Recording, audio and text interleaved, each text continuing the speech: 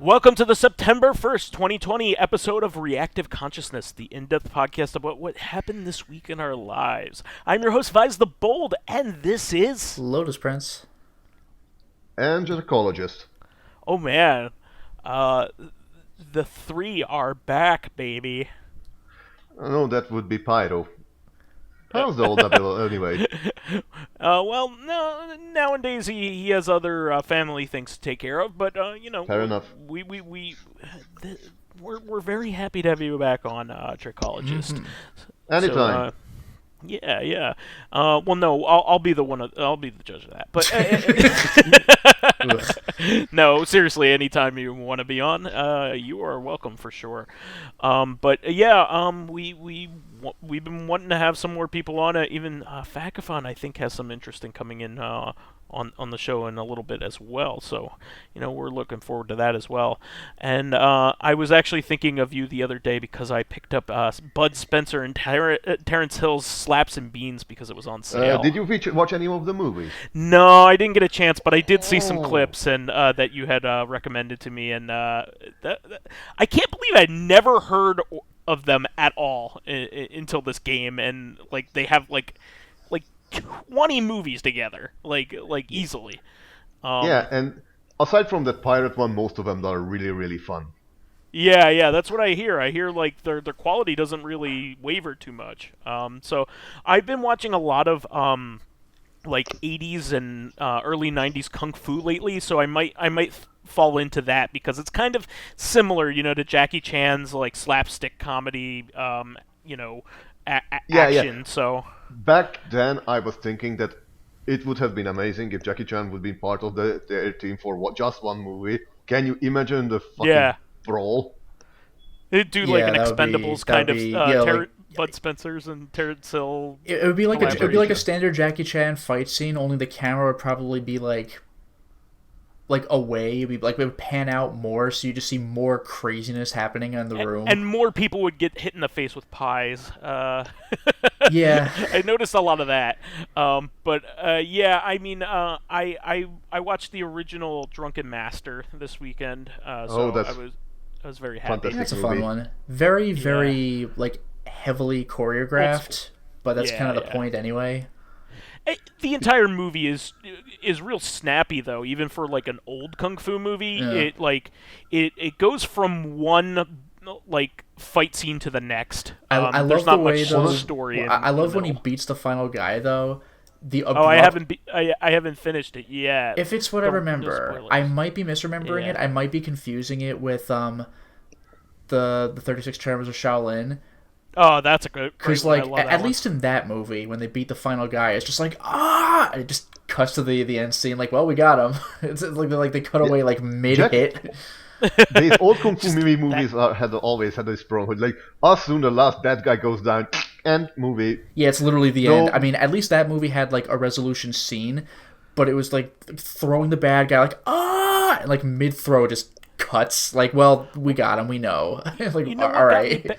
You know what got me back into it is I've been following a Twitter handle that like retweets GIFs of like amazing kung fu scenes, and the ones that they showcase are just incredible, and a lot of them are for movies that were obscure in the United States, but maybe might have been popular in other regions just because of distribution. Even if they had been localized, it would have been like a terrible overdub anyway. Well, I'm assuming that there are some kung fu films that are really popular in Europe that weren't here just because of distribution things. So, honestly, I just wanted to say that honestly, it's just fun. It's just fun to watch. It's just joy to watch the various choreographed movements and. Of course. Yeah.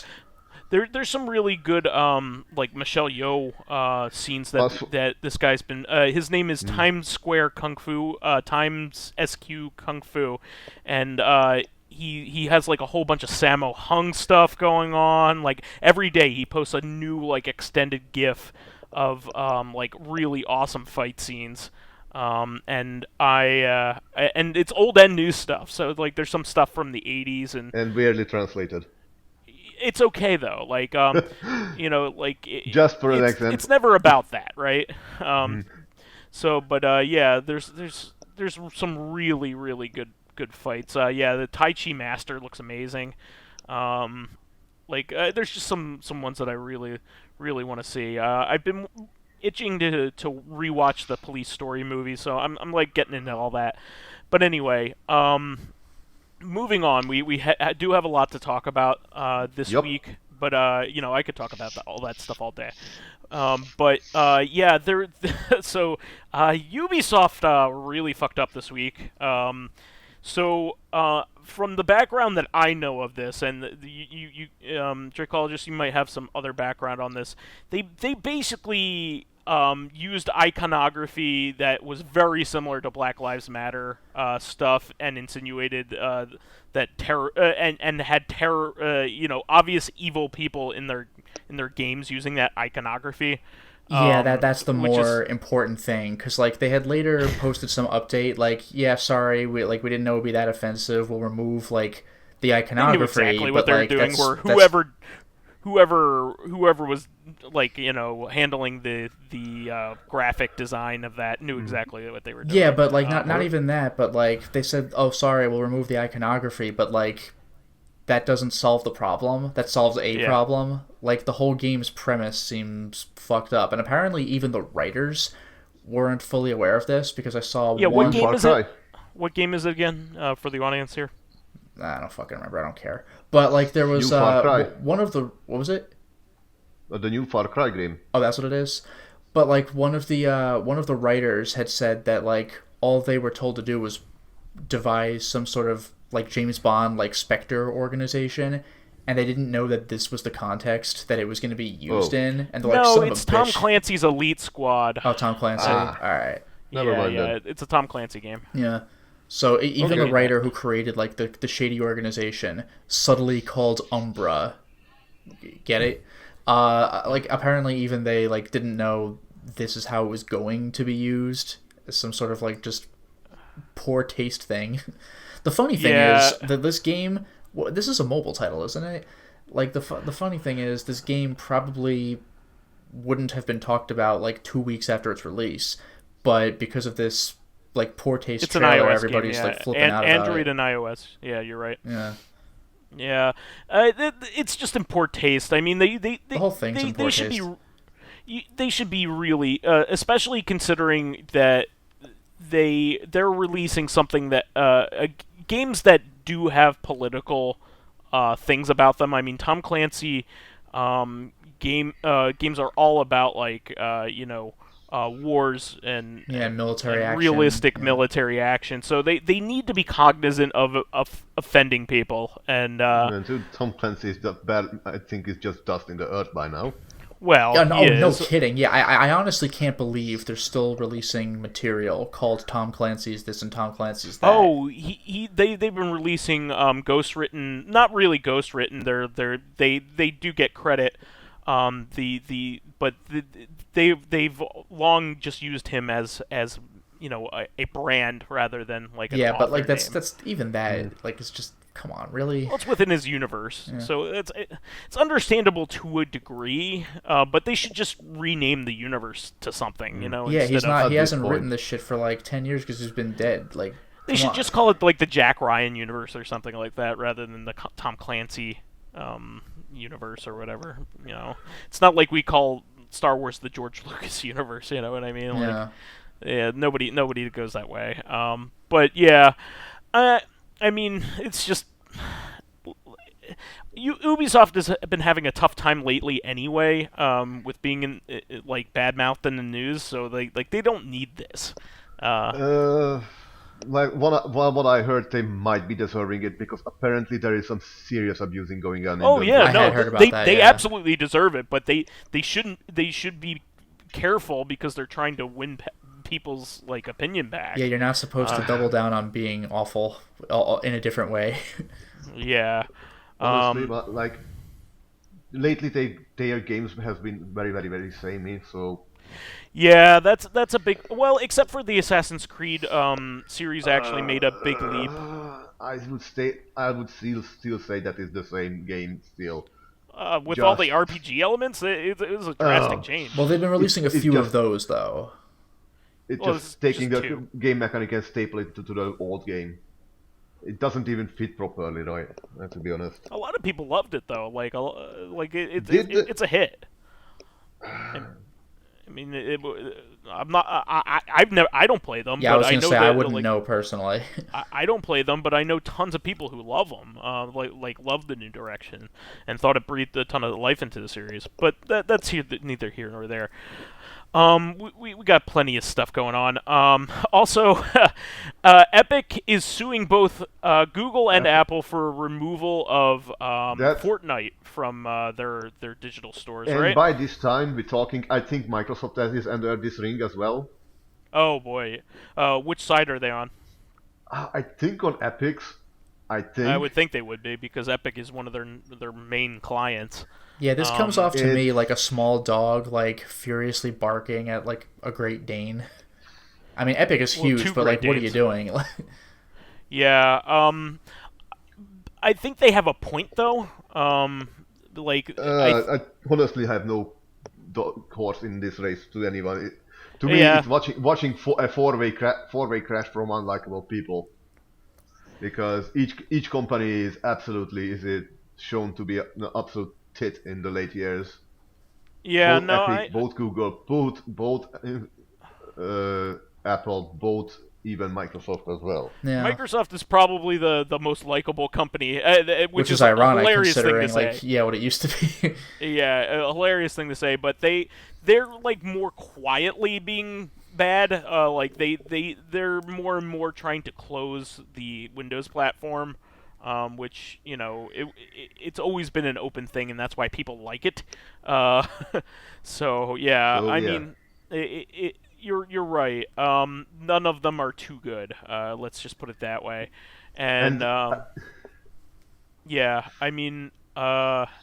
It's just one of those things. Oh, and I saw this in the notes. I'm sorry.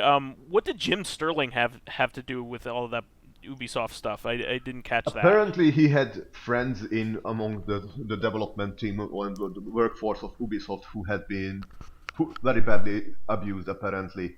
You have to go... he doesn't name names for anonymity's sake, but he looked genuinely upset in the episode of his. Oh, yeah. You have to look it up. Sure. I mean, Jim Sterling, I got no problems with him in general. I think he's a little hyperbolic, but well, that's his thing. Yeah. But, that's the only thing. But it's I'd be willing to watch it at least. Moving on from that, Activision. Oh boy. So this is so tone deaf. What the fuck is wrong with people? So they're delving into the Cold War era stuff with the new Call of Duty. Yeah, and weren't they claiming to be apolitical? Yeah, but they're not. I mean, it's using literal, like, an actual war with, like, former president, real life person Ronald Reagan. But don't worry, it's not political. Just remember. I mean, Computer Graphics 3 again. Usually, what happens concerning presidents and real people in games like this is they're usually on the periphery, or they're mentioned only in name. Well, that is true. You'll have the one cutscene. Oh, Ronald Reagan's in the game, and then it's over. Even Snake Eater just had like the president briefly. He had LBJ at the end, right? I forgot about that. Oh yeah, it's actually better because of that. I was only remembering like Mr. President in like Metal Gear Solid 2, which was like a fictional character. President. It just alludes to LBJ being like evil as hell. Yeah. But I mean, LBJ did a lot of good things too. He did, but he was also, if I'm thinking the right person, wasn't he considered like a douchebag? Yes, but he also signed all the Civil Rights Acts. So I mean, like what? I mean, he's a very complicated. Let's just say he's very complicated. Some people even believe that he was instrumental in killing JFK. So, but that's a whole can of worms. That's a whole other Activision game. Activision talks But- about learning about history or doomed to repeat it, and they then clip out a certain clip from their trailer because.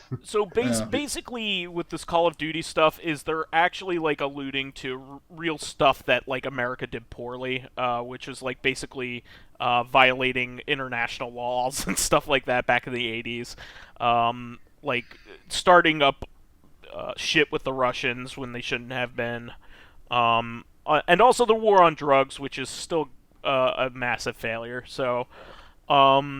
There's a lot to say about that administration. I mean, some people really love Ronald Reagan, and there are other people that are very, very critical of him. So it depends on what your perspective is. But yeah, I mean, like there were a lot of assassinations of South American leaders around that time. So there's a lot of really dirty stuff that was going on around that time. But you know, that Activision is like playing into it, all that, and like I said, usually when this happens, real events and real people are on the periphery, and that's the way they should be, to distance themselves from actual moral events unless they have something to say, right? You know, unless you're making a commentary about a specific thing. But a video game is not really the good place for it, to be very honest. You have something like Spec Ops: The Line, which is a great commentary on the military being used as pawns and basically. Actually, Spec Ops: The Line was a good commentary on the military. Like military type video game. Oh yeah, and it was a commentary on video games itself, but it was not a commentary on actual events. Yeah, it was like war in general and exactly. War crimes that are committed, not like this particular date when this actual country did this thing.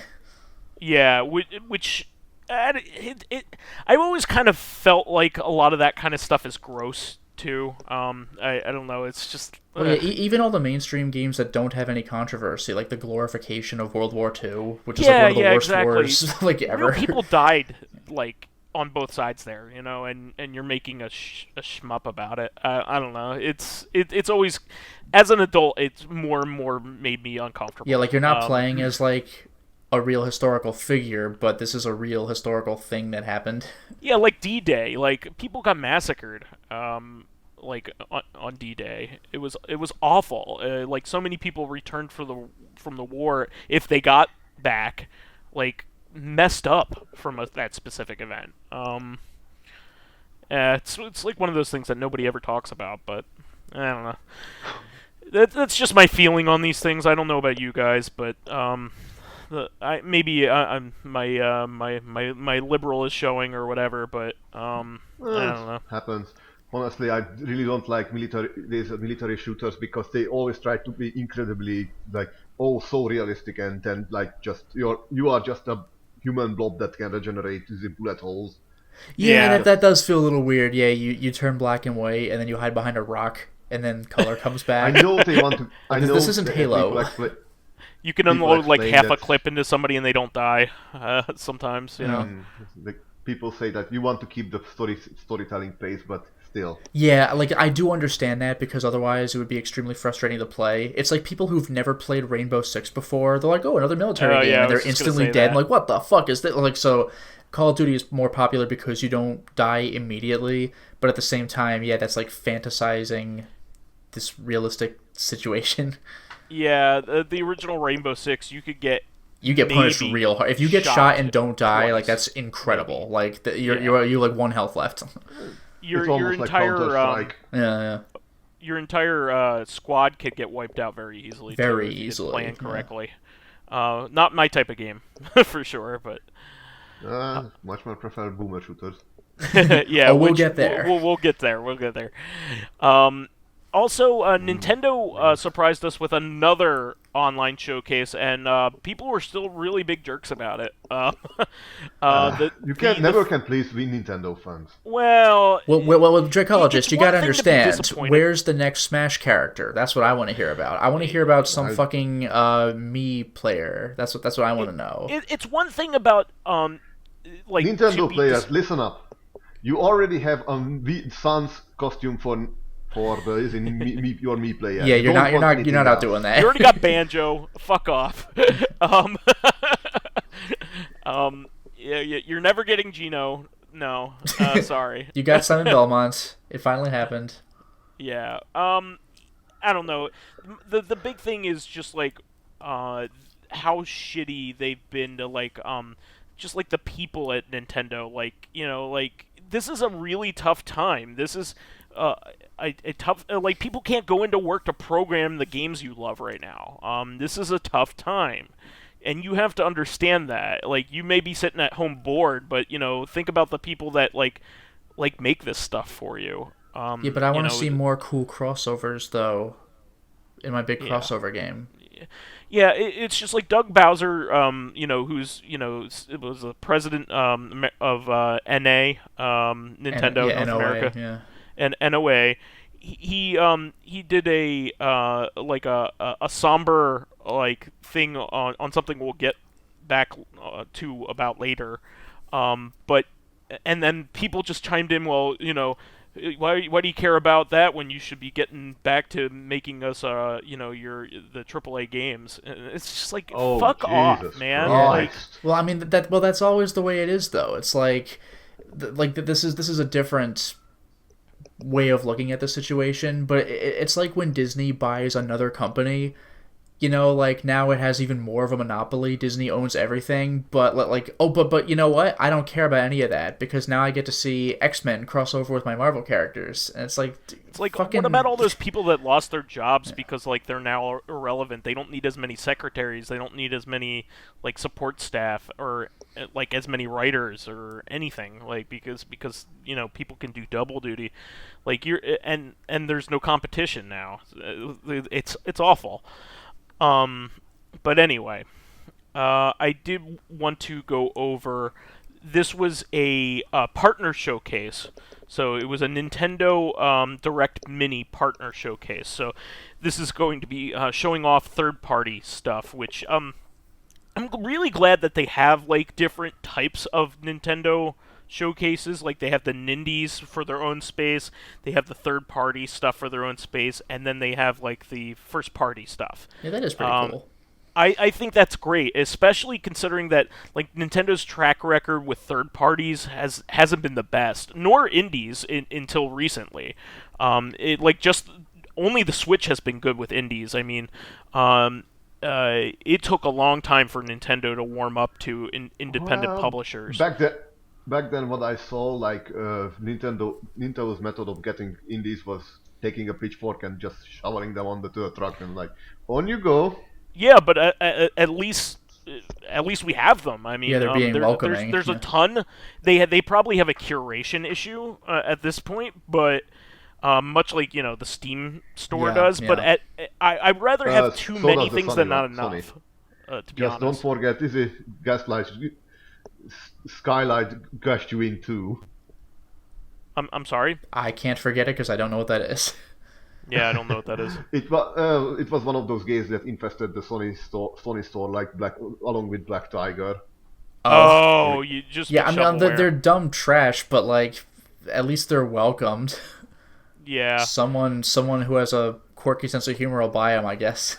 Yeah, I mean there's a lot of like, you know, ugu like weak visual novels on Switch right now. That's a problem. But like it's better not to that have big than of a not deal. Have. Yeah, exactly. And at least they do these showcases to show you what like the really good quality stuff is anyway. So we'll go over these. I mean, they're There are quite a few, but some of them are just like quick things to touch on.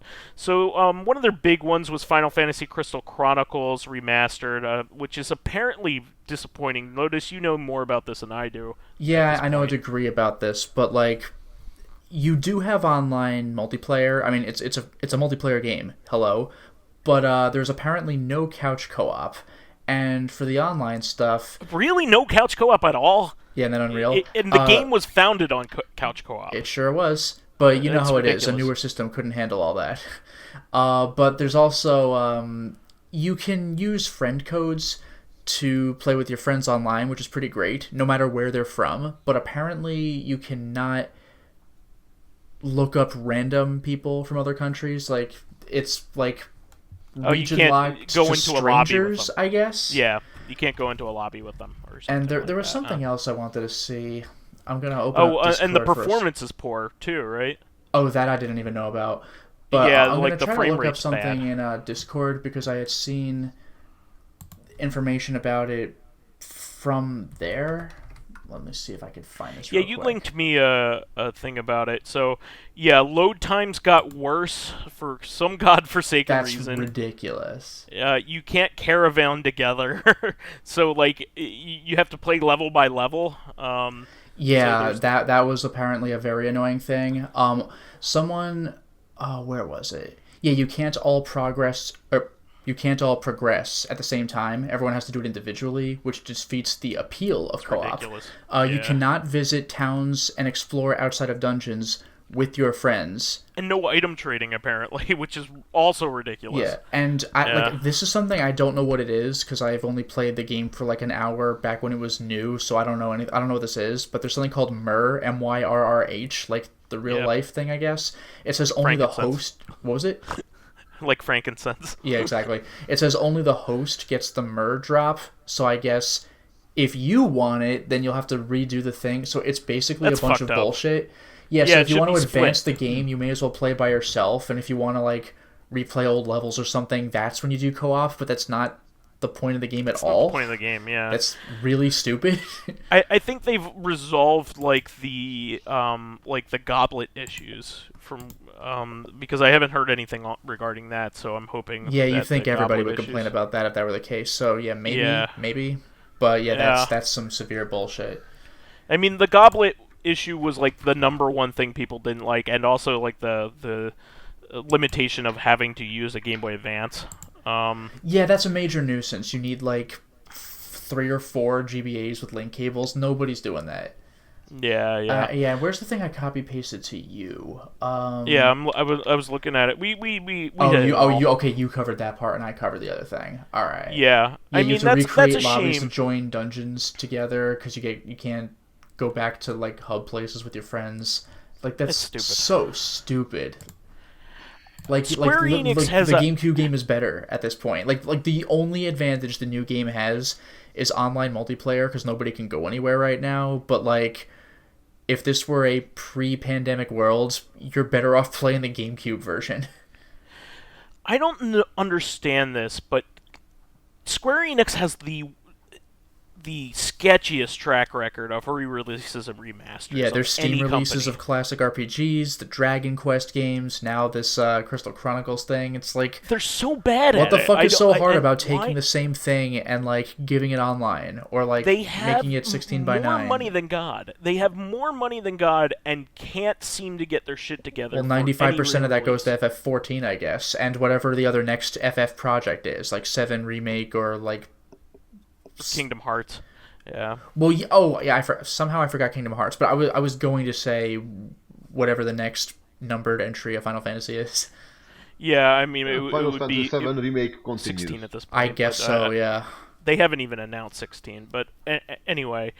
I'm just super disappointed with them because they treat their old properties really poorly, and they have one of the best legacies of any company. Yeah. You know, As far as RPGs are concerned, especially. Yeah. They literally made, like, some people claim that, like, you know, Chrono Trigger is the best RPG of all time, up there with Final Yeah, Fantasy and it's VI. from the 90s. Both of those are from Yeah. the 90s.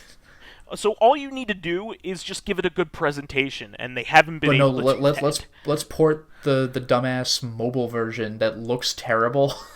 And everybody tells them time after time, don't do that, or at least give the option to switch back to it. Like you can do whatever update that you think looks better, but why not just give it the option to people on what version they want to play? You could easily do that. Yeah. People have been doing that for ages. I mean, like the LucasArts games, when they brought back the Monkey Island games, you could even choose like a combination of enhancements. Like you can say, oh, I want the game to look like old chunky DOS, which is what I want it to look like, but you can also have the stellar voice acting that they added. I mean, why not do something like that? Or you can turn it all off and just play it old school. Yeah, and Grim Fandango Remastered gave you aspect ratio options and point and click, which it was not, versus the tank controls. Yeah, that's all what people want. It's just modern conveniences and some options.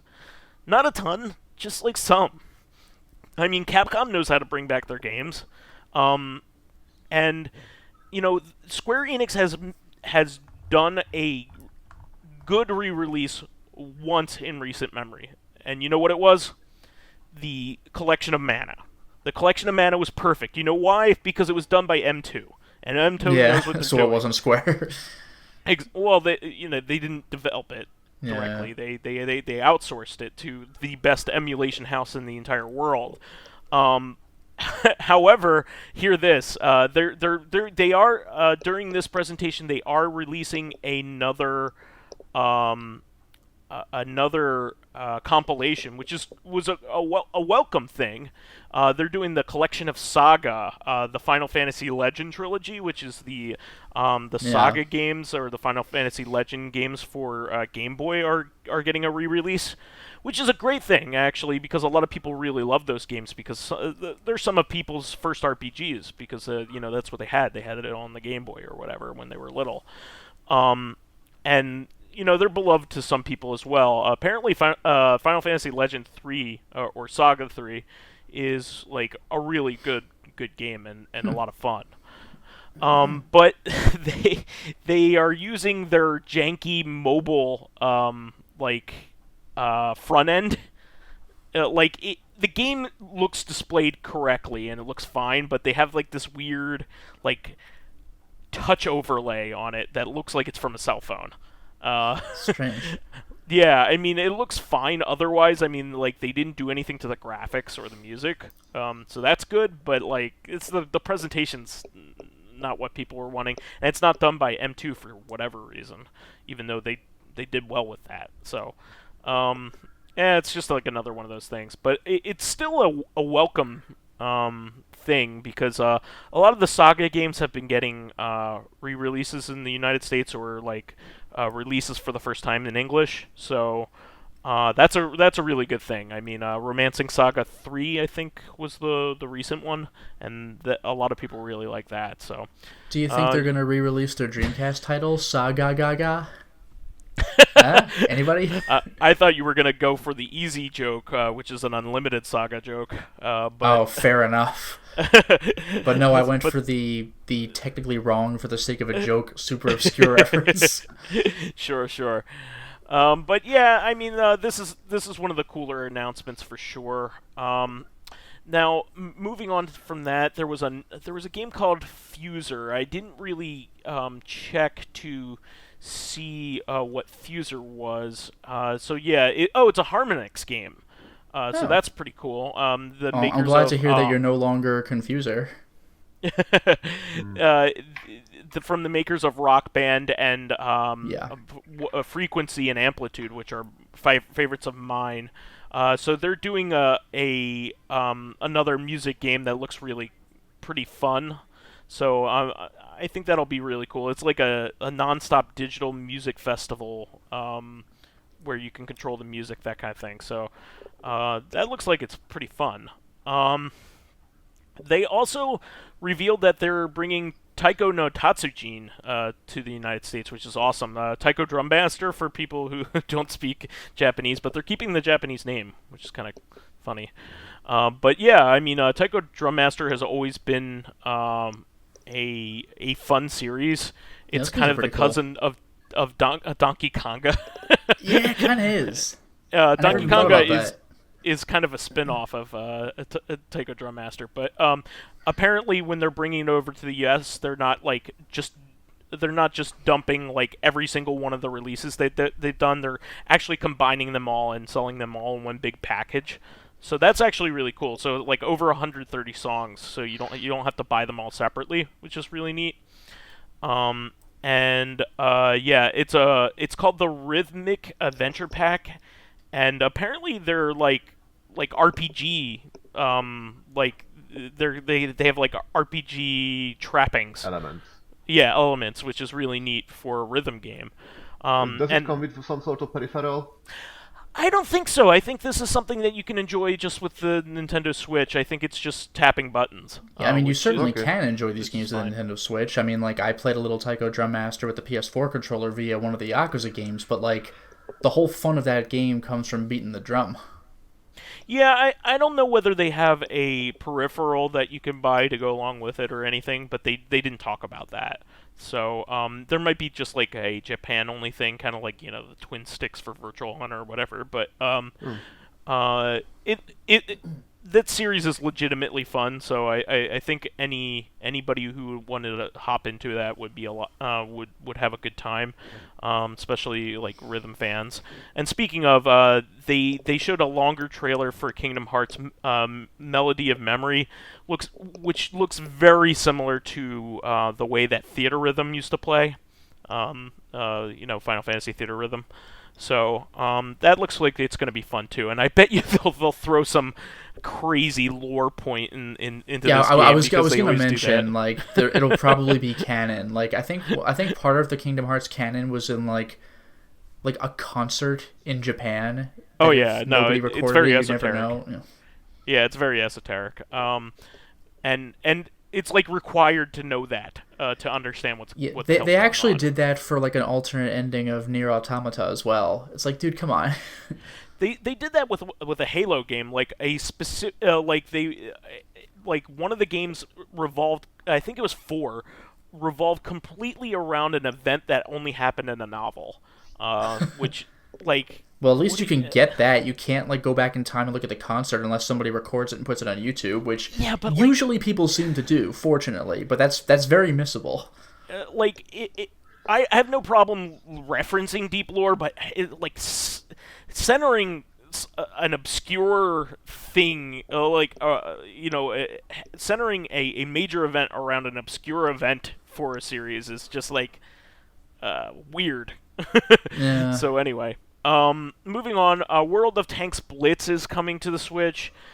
Which World of Tanks has always been a simulation series, but it looks like they're doing an arcadey one with realistic tanks. Oh, Which so only Russian tanks then.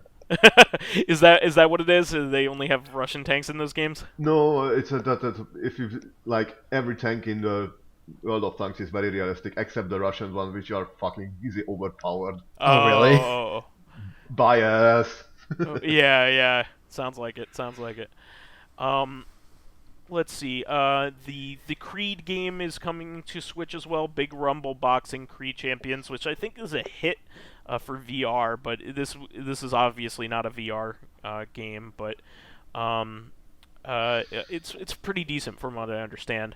And this is a big deal, actually, not for us, but this is a big deal for Nintendo to have this series continue on. But Just Dance 2021 was announced. It will And, not be on the Wii. Yeah. For the first year, I think. I think the last Wii game before the Hotline Miami, not Hotline Miami. Shakedown Hawaii. Shakedown Hawaii. Yeah, I think this was it. But yeah. I mean, Just Dance 2021 is Just Dance is a huge hit. Ever since the Wii, and I do not underestimate it. It'll be one of the best-selling games on the Switch, hands down. The install base for the Switch probably grew like the install base for this type of game really grew probably a lot because of Animal Crossing. And Animal Crossing, I think, is the fastest selling game on the entire Switch. I bet you this will sell like gangbusters when it finally comes out. So and a lot of people remember it from the Wii. So don't downplay that game. That's going to be a big deal. Not for me or the three of us in general, but that's a huge deal. Also, Puyo Puyo Tetris 2 is coming out, which is pretty awesome, considering the first one was a lot of fun. This Mr. has Ryu's gonna love that.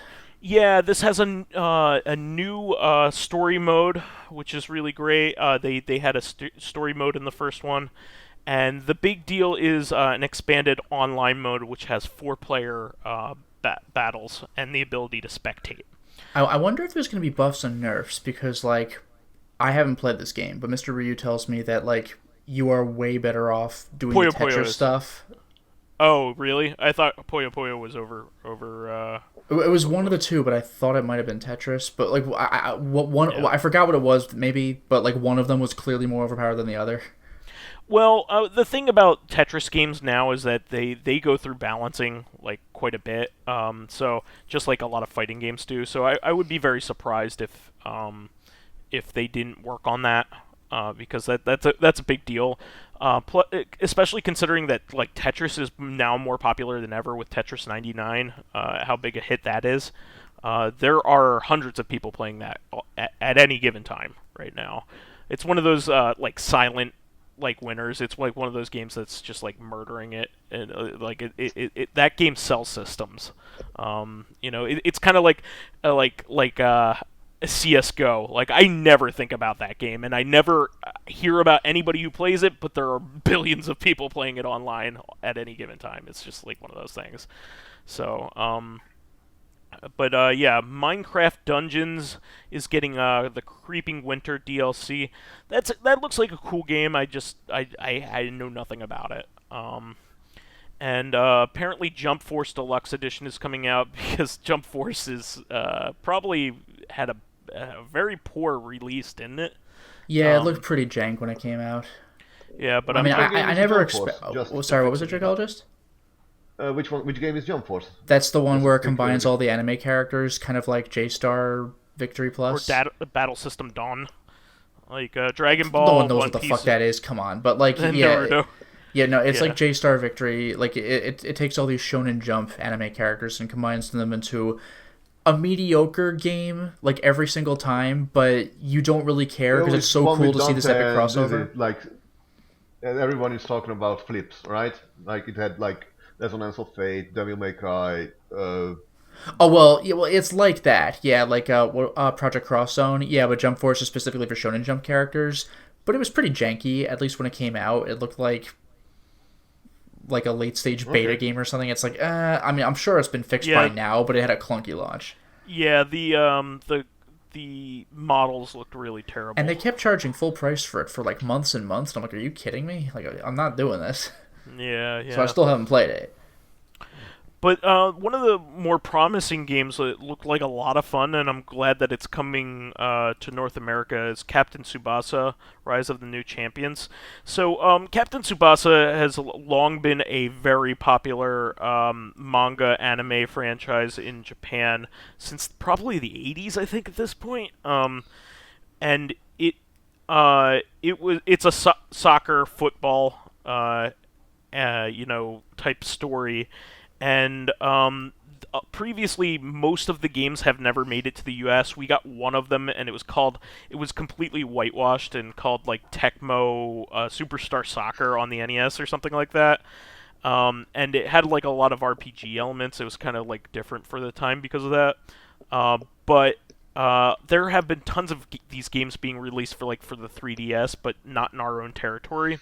I used to get them from our friend Retro Gamer, but he would send a Captain Tsubasa game every once in a while, home because it was something that he would get that we wouldn't because for the 3DS? Obviously for 3DS, yeah. Well, you'd have to buy a European or Japanese 3DS then. Oh, maybe it was just the regular DS. I'm sorry. Because the 3DS is region locked. Yeah, that's right. I forgot about that. But yeah, The new one looks like a lot of fun, and I've always been a fan of arcadey soccer games, and this looks like to be a lot of fun arcadey soccer game. So I wouldn't mind playing this. I probably won't buy it, but like it's one of those things that I looked appealing at least. Oh, Dracologist, real quick, I see your comment saying that like you notice that Dio is in Jump Force and his name is in all caps. There's actually a reason for that. The manga distinguishes between Dio and Dio. Part 1, Dio, is spelled like a name, capital D, lowercase I, lowercase o, and he's supposed to be a representative of the artist, Ronnie James Dio. In Part 3, he's Dio in all caps. So the Dio people recognize wearing the yellow coat and everything, that's all caps Dio, and that is representative not of the musician, but the band called Dio that really? He led. Yes. I did not know that. Okay. Yeah, so like, even though it's the same entity.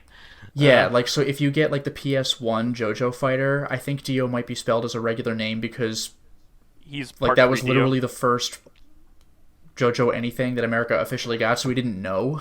But now that it's more of a thing, it's been like 20 years. I mean, the whole manga is like over 30 years, but now that it's been like 20 years, like we have a better sense of it.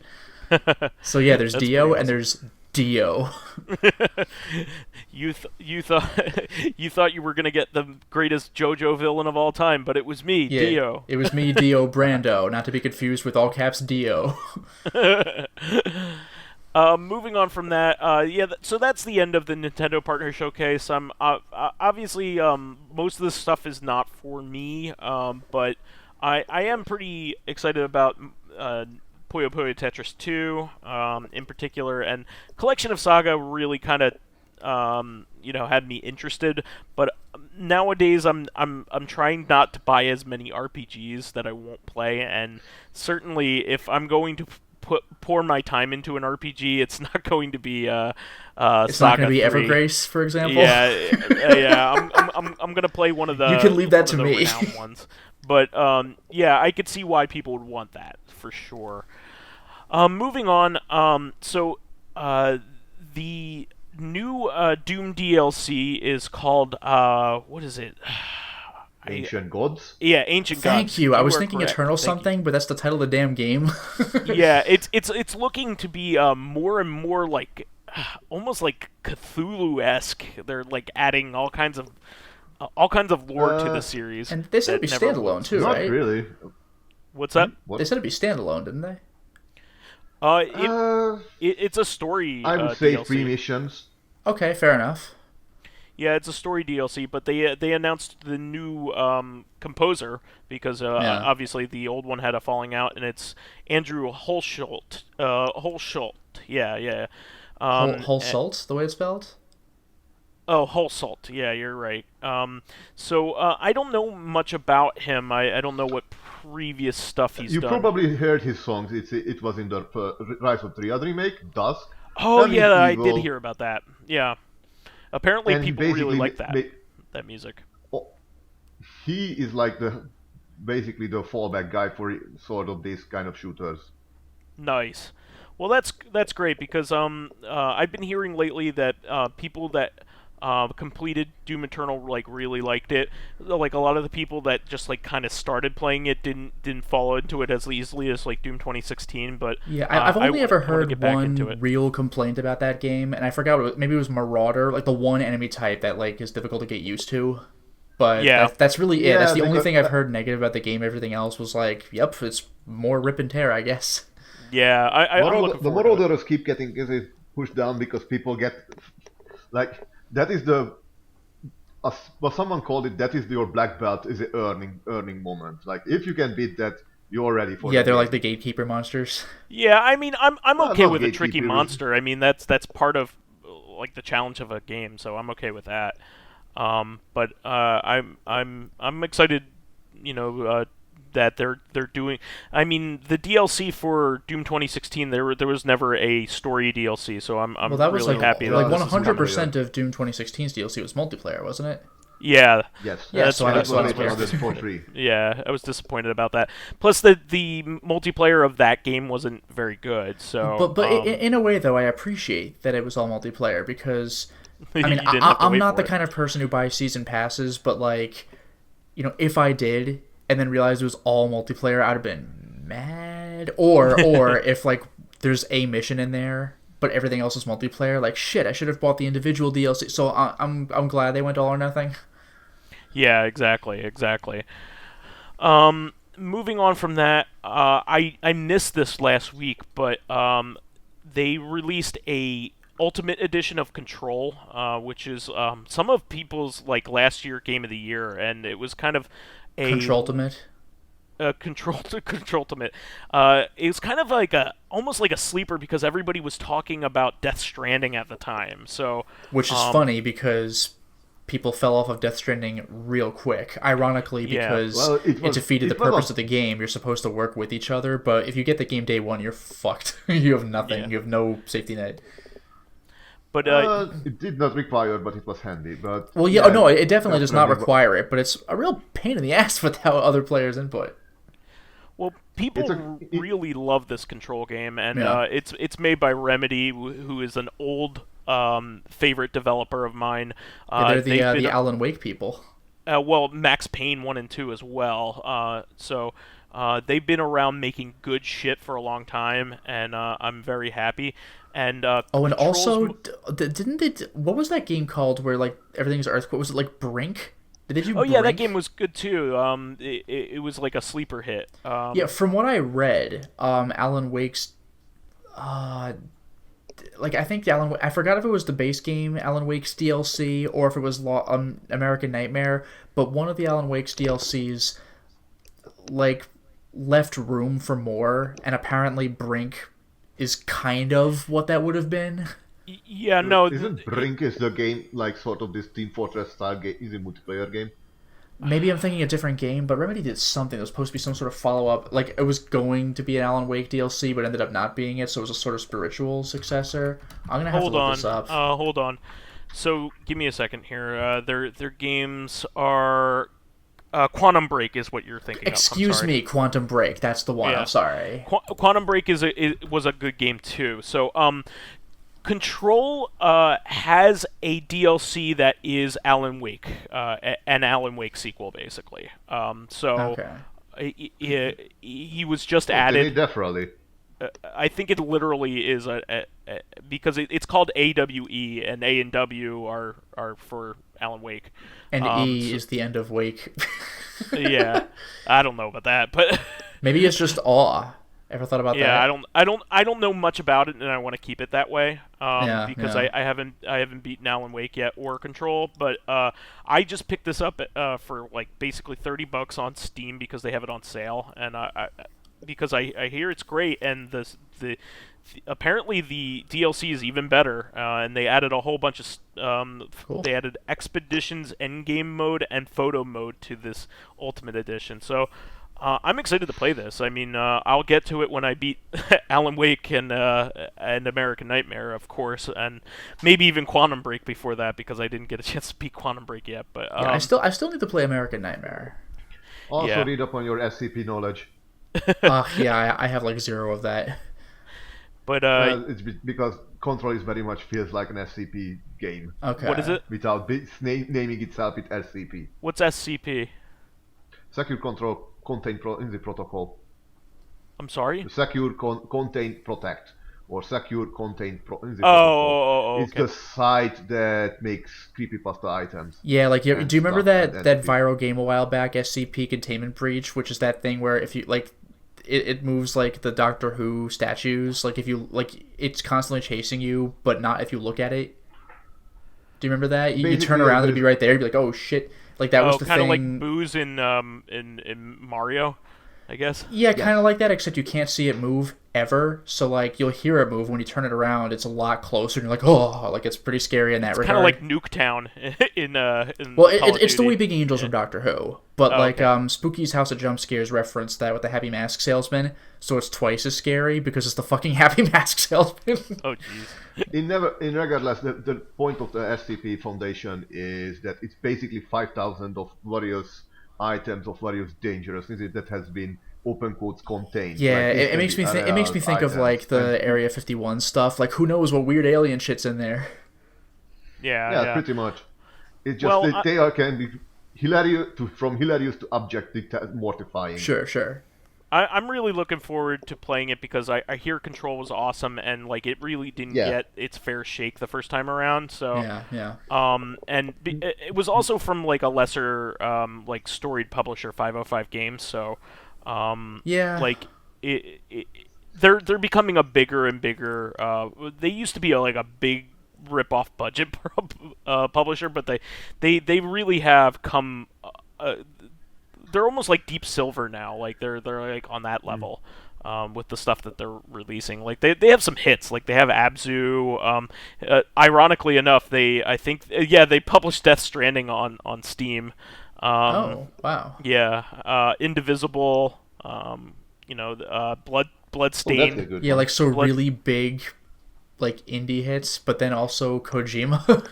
Well, they also published Brothers, which I didn't realize that they Oh. published that, and Wow. that was a cool game. That's a quality game, yeah, a quality budget title. Yeah, Okay. yeah. So I tried to look up they have some good 505, hits. but I failed miserably. I got 404, 505 not found. Good joke. That was a good joke. Uh-huh. That was a good joke. Yeah, I'll give you that one. Yeah, I'm just excited to play this just because like I've been a big Remedy fan ever since like they first started. So I still need to play Max Payne 2 and 3. Although, who did 3? 3 was just an internal Rockstar game, I Okay. think. But it's a good game. It's a good title as well. But a lot of people still say that Max Payne 2 has like one of the best stories that has ever been done in a video game. Yeah, I gotta see that. I only It's played really one. good. It's one of the most meta games I've ever played in my life. It's really, really good. Wow. And I only recently played it. I only played it like 5 years ago, which is relatively new Considering how that old game, it is. yeah. How old it is. But Max Payne 2 is like a chef's kiss. The thing is, you can't play it directly after playing Max Payne 1 because like the actual game itself still has the same gameplay. You know, like they don't add a whole lot of mechanics. Oh, okay. But the level structure and what you have to go through in that game, like you go through this fun house, like the environments are really cool. But you know, the action itself is very samey, but the story is just like chef's kiss. It's like Is it as good as the movie? That's an insult. I wonder if they're gonna make a Hitman game that's as good as the movie. Ugh. That's a shame because Timothy Oliphant's a good actor. Yeah. That's a shame. And I would actually argue that Shoot 'Em Up is a better Max Payne movie than Max Payne was. Shoot 'Em Up is a great movie, but anyway. Oh, was that the one with Clive Owen? Yeah, and Okay, yeah, Paul you showed me Giamatti. that one. Yeah. Paul Giamatti. That's a fun one. It's amazing. With the handgun. Yeah, he literally shoots bullets out of his hand, like by putting them up to a fire. It's Oh, bananas. I forgot about that. Yeah. It's bananas. Okay. Yeah, but moving on. Has a gunfight while he's having sex. That was done in Drive Angry too. I Yeah, think. I was gonna say you showed me that scene for the first time, and you're like, "Dude, you ever seen anything like this?" And I was like, "Yes, I have once." He was also It drinking came whiskey out at the around time, the same time too. and it was Nick Cage. Yeah. But anyway, moving on. Arcade Archives title was just released. Super Dodgeball, which of course is a classic hit, the Technos hit. The arcade version hasn't had many ports in the past, so it's pretty cool that one is on the Switch. It has been on the PS4 for a very long time, though, so it might not be super big news for everybody, but you know, old Technos games are always welcome. I'm always a big Kunio-kun fan, so that was cool. But really, anybody who's remotely interested in first-person shooters, please check out the Serious Sam 4 trailer. My God, it's hilarious. So the Papa Mobile. You drive a Pope mech. Giant fucking mech. A Pope mobile mech. Nice. Pope mech. I like that term. And he fights this eldritch horror that looks insane while driving this Pope mobile Gundam. Mech. It's hilarious. All system online. Let God sort them out. And that's a Duke Nukem quote too.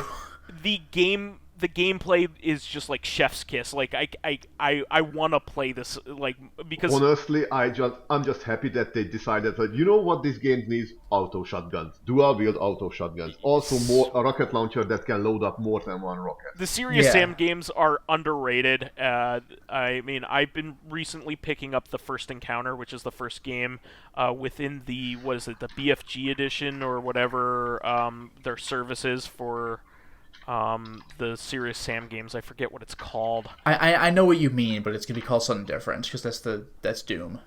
Yeah, I mean, Serious Sam is in. They have this like front end for all the Serious Sam games now. I forget what it's called. But yeah, it's a lot of fun. Or it's Serious Sam Fusion. I'm sorry, Serious Sam Fusion is where you go to play all of these now. And this new one though, it just looks like a lot of fun, and I can't wait to play it. It looks like Serious Sam. Yeah, no, it looks like, you know, the Crow team is pretty cool. I mean, they made that puzzle game that was really a lot of fun. The Talos Principle. Yeah, that was a lot of fun. Principle. That was a complete, very, very weird, different, like Vero from their. Yeah, it was very similar to Portal kind of thing, but yeah. But it was delightfully good. Yeah, no, it was awesome. I actually really liked that game while I was playing it. But yeah, I just watched the trailer. It's just looks like a lot of fun, and like driving around a mech in a game and having it feel like super empowering like that is just so much fun. Well, it wasn't the first time we had that in a video game. No, but it just looks cool with all of the up-to-date graphics and everything. It just looks really nice. No, what? Moving on from that, this is a really cool news. So Factor 5 is putting out not one, but 2 Turrican compilations. Oh yeah. So and they're putting all of the best versions of all of these games, which is another big thing. So, what is it? It's going to probably be $35 to $40 per edition, and you can get them both together with a bunch of other extra stuff for $100. But what they're doing is they are giving you the Amiga versions of Turrican 1 and 2, which is the ones you want. You want the Amiga versions, and they'll probably, I'm guessing, going to add a jump button to it if you I think I'm sure they're going to modernize the controls or give you the option to. I hope. That's like one of the main things that I don't like about Turrican is that you use up to jump, because when you had the Amiga, you only had one button. Or they were originally on Commodore 64, and then they were upgraded to Amiga. But the Amiga versions have the great music that the series is known for. And then they're also including Super Turrican and its director's cut, so that's pretty cool. And the Mega Turrican Score Attack, which is pretty cool that they would add like a mode that one of the console versions had. So that's really, really cool. So not only are you getting all of these, but you're getting some options too. You can play the regular version of Super Turrican or the director's cut. Yeah, like Turrican, great music, good game. Yeah, awesome stuff. The thing that I always remember is the fist in the first level, because it's like very Monty Python-esque, just like smacking down on you. Like just to imagine players, imagine a giant robot fist, just a giant robot fist. Nothing attached, just a robot fist. Yeah. So the Volume 2 will have Turrican, the Amiga's version of Turrican 3, and also Mega Turrican and its director's cut. So Mega Turrican was the Genesis version of Turrican 3, and Super Nintendo's Super Turrican 2. So all of the Turrican games, which is a big deal for people who love the personal computer era from the 90s. Like these are like some of the best games that ever were released for these, for fans of that era. So this is a big deal, and it will also make a lot of these games accessible because other than really people that are into collecting old hardware, who has access to the old Amiga stuff. So this is really cool. I don't think they've ever been re-released to this extent, which is really neat. It's very comprehensive. I don't think they missed a game here. I think they have everything. So that's really neat. And I think that the Ultra Collector's Edition comes with coasters in the shape of floppies, a 3.25-inch floppies, which is pretty cool. And it also comes with all the soundtracks. It's neat stuff. Let's see, what else, guys? Fall Guys. Oh yeah. Well, so congratulations to Fall Guys. It has become the number one downloaded game on PlayStation Plus over a short amount of time worldwide. Well, if it's free. What's that? Well, it was free, if I recall, wasn't it? It's free for PlayStation Plus members, but so have a lot of other games, including Rocket League, which is a huge game now. Yeah, it's basically, if people don't know what Fall Guys is, imagine like a bunch of little jelly bean fizzy little guys doing wipeout. Like Takeshi's Castle. Yeah, I was going to mention Takeshi's Takeshi's Castle. Yeah, just like imagine doing like a Japanese game show obstacle course. Yeah, and it's a lot of fun because you just see all the chaos, like a lot of people just like falling over and all that kind of stuff. Yeah, you can do a jump, a dash, or if you are really trying to be smart, do an air dash. And Devolver Digital, who confirmed that all of their tweets are canon, mind you, stated that like somebody posted some fan art of what they think the Fall Guys are, and it's just like a gamer inside of a little pill-shaped neck. Yeah. And they're like, this is canon now. Well, so they confirmed that this is canon. But seriously, the developers never thought that this game would be as big as it is. It's a huge online hit. It's definitely one of those games that is fun to watch a streamer play just because of the chaos involved in it. I do watch a streamer play it every now and then. She is nice. Yeah, no, like this is a game that you could really watch anybody play. You could watch a significant other play it, and it's just a lot of fun.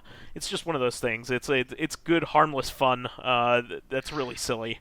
And they keep adding new like partnerships with officially licensed characters and things like that. So Yoko Taro wants to put Nier stuff in this. I think Death Stranding stuff is already in there. There's some Half-Life stuff already in there.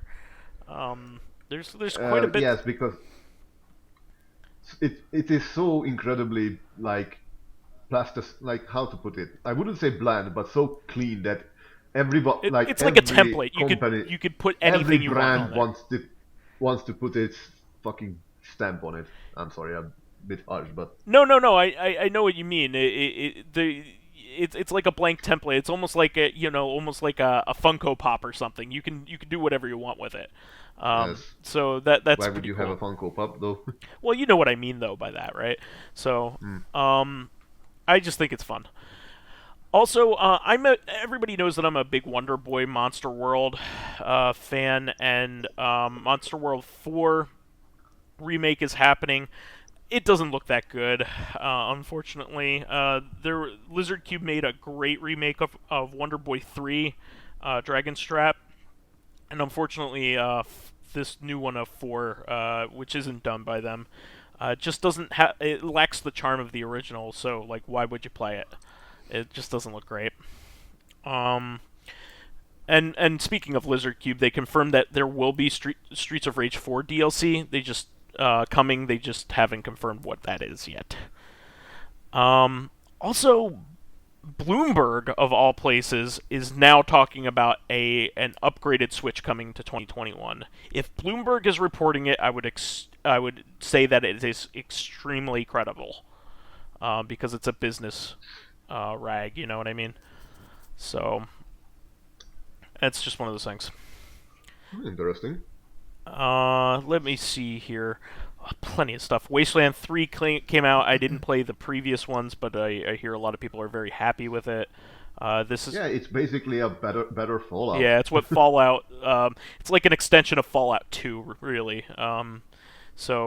Because the original Wasteland was the inspiration for Fallout 1, so Wasteland 2 kind of went off where in the 2D realm. Ys 9 is up for pre-order on PS4. That's always a welcome thing. And this is a bit of a sad thing. Sega Ages is ending. The current Sega Ages series on the Switch, which a lot of longtime listeners know that's one of my favorite things. Their Herzog Zwei update will be their final title, which is a shame. But M2 has confirmed that they will be doing other work with Sega soon, so don't give up hope. And last but not least, we have a couple other things, but we're getting long in the tooth here. But I just wanted to say rest in peace to Chadwick Boseman, a big blow to the Marvel community, or the Marvel series of films, and also to people who just knew him. Apparently, he was an amazing guy. For people that don't know, this is the lead actor in the Black Panther franchise. He was Black Panther, and apparently a fantastic man and actor outside of that, and passed away due to colon cancer, and nobody knew he had it in the press. So it was a big surprise to a lot of people. Really big shame. He was also in a lot of other great movies as well, but people have only ever said good things about him, and it's a shame to see a man pass away at 43 due to a terrible disease. Just really sucks. Either of you guys have anything to say? Last few things to say before we wrap things up? No, I think I'm No, tapped out. we're good. Okay. So, yeah, that is the show for this week. Sorry to end on a bummer note. Please remember to subscribe to the Corrective Consciousness YouTube and SoundCloud pages. While there, please give us thumbs ups, likes, and 5-star ratings on iTunes. Helps promote and spread awareness of the show, and any bit of encouragement helps keep the show going. You can also catch us on Thursday for our sister podcast, Corrective Consciousness. I know we promised that we would go back to our Castlevania coverage, but since we had the opportunity to have Dracologist on here, he ruined everything, by the way. Oh, go. We did. Scheiße bugger. I'm gonna get you, lad. We decided to talk about something in his wheelhouse. So we're going to be talking about the resurgence of retro stylized shooters, or boomer shooters, as the kids have been calling them. Boomers weren't the ones who played them. It was Gen Xers. Gen Xers and millennials were playing Doom.